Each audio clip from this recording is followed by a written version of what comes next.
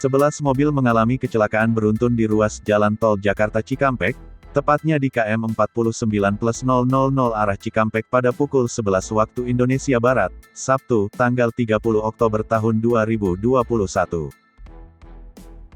Marketing and Communication, Departemen Head Jasa Marga Trans Jawa Toll Road Regional Division, Kori Anelia Pontiha menjelaskan, petugas Mobile Customer Service Jasa Marga bersama kepolisian telah selesai melakukan penanganan kecelakaan pada pukul 11.30 waktu Indonesia Barat, dan lalu lintas di area kejadian kembali normal.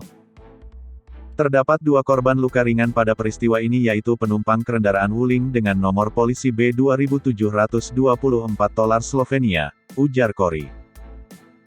Adapun kronologi ke-11 kendaraan yang kecelakaan, kata Kori, setibanya di tempat kejadian perkara, menurut pengakuan pengemudi KR4 yang sedang melaju di lajur 3, tiba-tiba KR1 mengurangi kecepatan.